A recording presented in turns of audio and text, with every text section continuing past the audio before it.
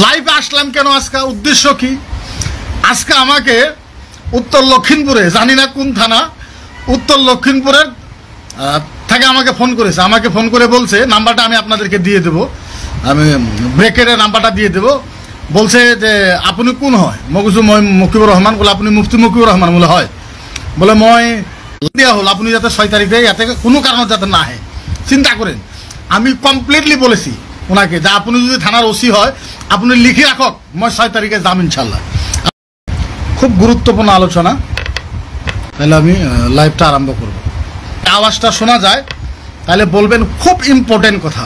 আর যারা যারা লাইভে আসবেন দেখবেন, আমি একটা অনুরোধ করব আপনাদেরকে, যদিও আপনাদের একটু সময় লস হয়, যদিও আপনাদের সময় একটু লস হয়, আজকের কথা কিনি মনে যোগ দিয়ে আপনারা শুনবেন। আচ্ছা রাজু, জি ভাই শোনা যায়।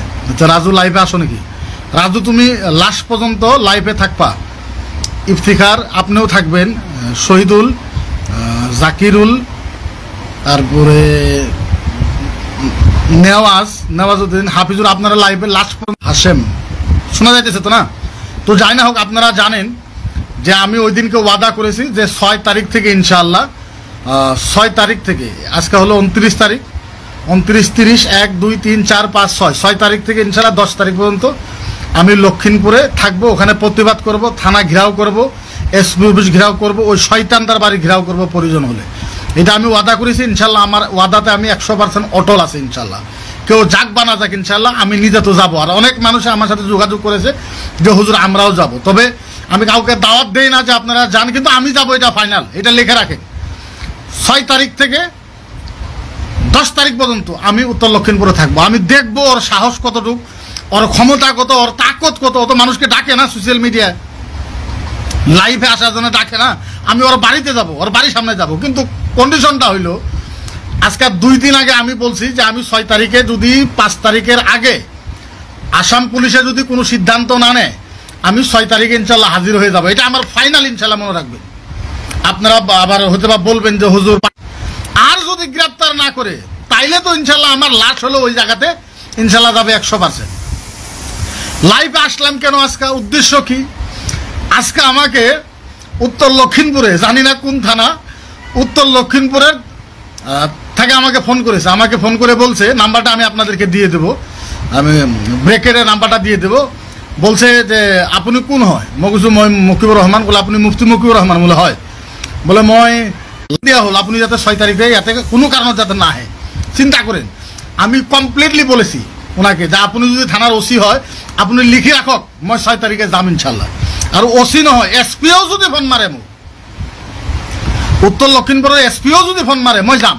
আরে ভাই, গণতান্ত্রিক দেখ মোর যাওয়ার অধিকার আছে ভাই। মই উত্তর লক্ষিমপুরত যাম, কোনোবাই মোক মানা কৰিব পারে নাকি? নোৱাৰে।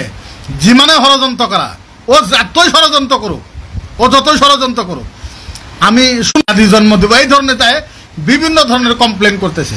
তো আমি আপনাদের সাথে ওয়াদা করলাম, যারা আমার ফেসবুক লাইভের বন্ধুরা আছেন পারেন যদি আপনারা শেয়ার করবেন, আমি ওয়াদা করলাম এসপি না, আমাকে যদি ডিজিপিও বলে, আসামে জেপি সিং স্যারও যদি বলে যে মুফতি আপনি যাবেন ওরে 6 তারিখে, ওয়াদা করলাম আমার লাশ হলো 6 তারিখে যাবো ইনশাল্লাহ।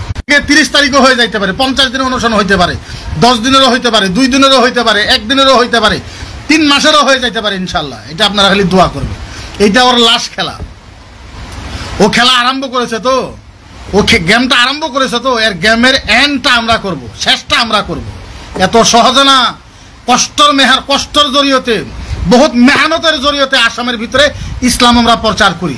আমরা জীবনকে জীবন মনে করি না, জিন্দগিকে জিন্দগি মনে করি না, দিনকে দিন মনে করি না, রাতকে রাত মনে করি না। নিজের জীবনের ভরসা আমরা না করি, ইসলামের প্রচার করি।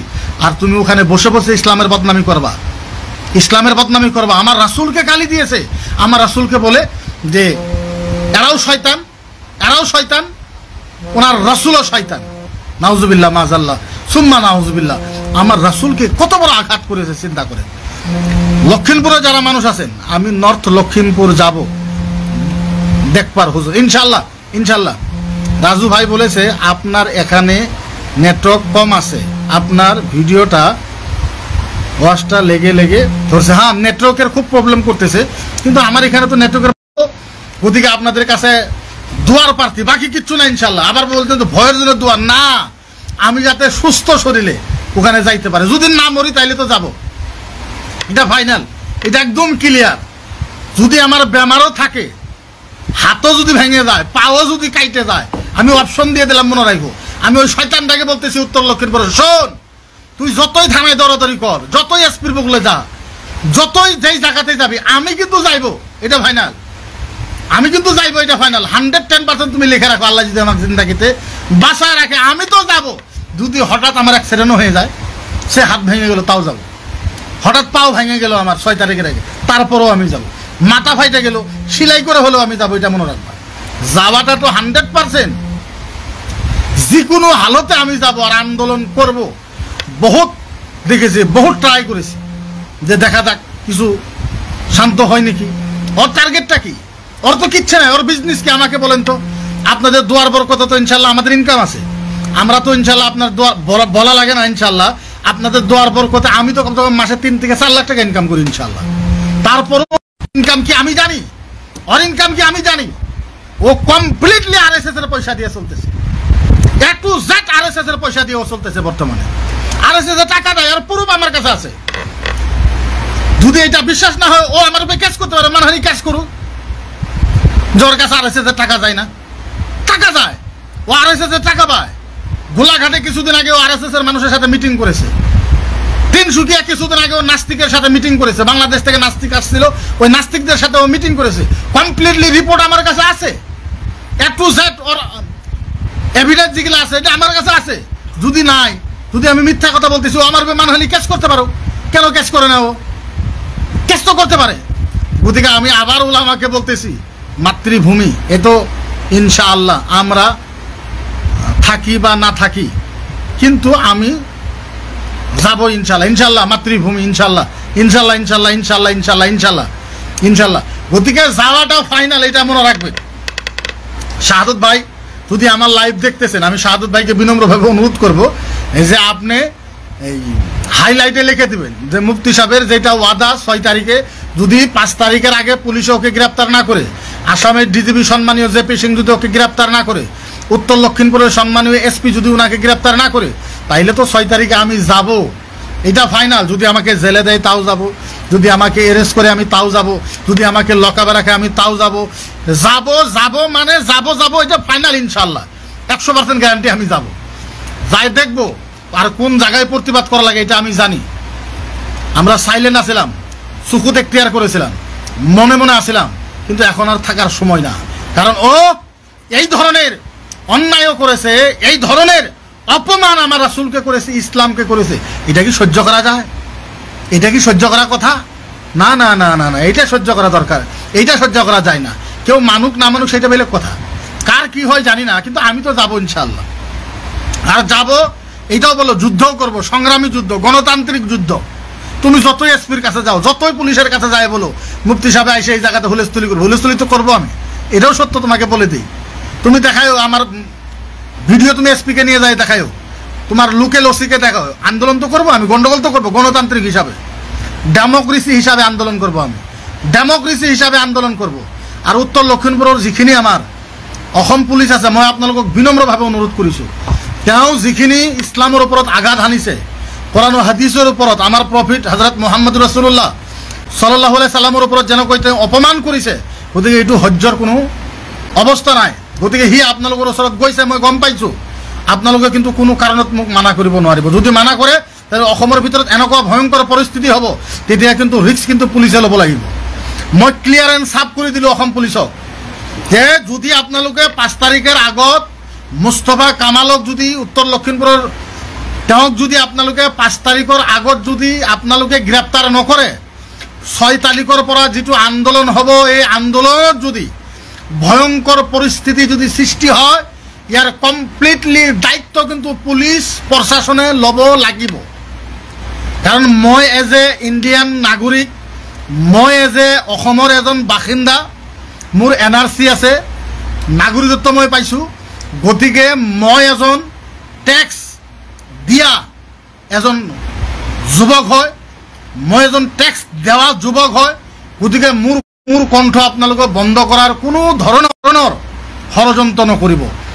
যদি কৰে তেনেহ'লে কিন্তু পৰিস্থিতি ভয়ংকৰ হ'ব, ভয়াৱহ হ'ব, তীব্ৰতৰ হ'ব। আৰু কেনেকুৱা হ'ব এই কথাষাৰ কিন্তু মই ক'ব নোৱাৰিম। মই কিন্তু 6 তাৰিখে উত্তৰ লখিমপুৰ যাম। মই যাম, মোক কোনো পুলিচৰ দৰকাৰ নাই, মোৰ কোনো প্ৰটেকশ্যনৰ দৰকাৰ নাই। মোক আজি এনেকুৱাও কৈছে যে আপুনি উত্তৰ লখিমপুৰ আহিব, যদি কিবা প্ৰব্লেম হয় আপোনাৰ প্ৰটেকশ্যনৰ কথা আছে, পুলিচৰ কথা আছে, কিবা মোক একো নালাগে ভাই। মোক না পুলিচৰ দৰকাৰ আছে, না এছপিৰ দৰকাৰ আছে, না পুলিচৰ কোনো মানুহৰ দৰকাৰ আছে মোৰ। কাৰণ যিহেতু মই শুদ্ধ, মই যিহেতু গণতান্ত্ৰিক আন্দোলন কৰাৰ কাৰণেহে মই যাম। মোৰ অধিকাৰ কোনে সাহস দিছে তেওঁক? কে এত বড় সাহস দিছে তাকে? তার জিব্বা টাইনে ধরে ছিঁড়ে আনবো। কি কথা বলেন? ও আমার রাসূলকে এই ধরনের অপমান করবে আর আমরা খামোশ থাকবো, মনে মনে থাকবো? ভারতের সংবিধান আমাদেরকে অথরিটি দিয়েছে, ভারতের সংবিধান অথরিটি দিয়েছে, বাবা ভীমরাও আম্বেদকরের সংবিধান আমাদেরকে অথরিটি দিয়েছে। তা আমরা আল্লাহর নবীকে সুস্থ হিসেবে মানতে পারবো, আমরা কোরআনকে মানতে পারবো, হাদিসকে মানতে পারবো। কে ওকে অধিকার দিল? কোন আরএসএস, কোন বজরং দল ওকে অধিকার দিও যে আমার নবীর উপরে অ্যাটাক করবে, কোরআনের উপরে অ্যাটাক করবে? টান মারে জিভে ধরে একবারে ছিঁড়ে নিয়ে আসবো। উত্তর লক্ষ্মীপুর কি বলে ভাবছেন? পুলিশের ভয় দেখাও, দম দেখাও, খাটবে না কোনটা, এটা মনে রাখো। আল্লাহ রাসূলকে তিলমন মানসাব্বা নবিয়ান ফাকতুলুহু, মানসাব্বা নবিয়ান ফাকতুলুহু। যারা নবীর দুশমনি করবে তাদের বাইচে থাকার অধিকার নাই। যারা রাসূলকে গুস্তাখি করবে বাইচে থাকার অধিকার তাদের নাই। আমার রাসূলকে অপমান করো, তুমি বেরেক ধর্মতে যাও। ইসলামের নাম নিয়ে, মুসলমানের নাম নিয়ে তুমি ইসলামের উপরে আঘাত করবা, নবীর উপরে আঘাত করবা, কোরআনকে অপমান করবা, আল্লাহ রাসূলকে অপমান করবা, তারপরে আমরা বসে বসে দেখবো, তারপরে বসে বসে দেখবো। আসাম তার বাপের নাকি? আসাম ওর বাপের, ওর মায়ের ভাতারে নাকি আসাম? ও যা করবে তাই হবে? আসামটা ওর নাকি?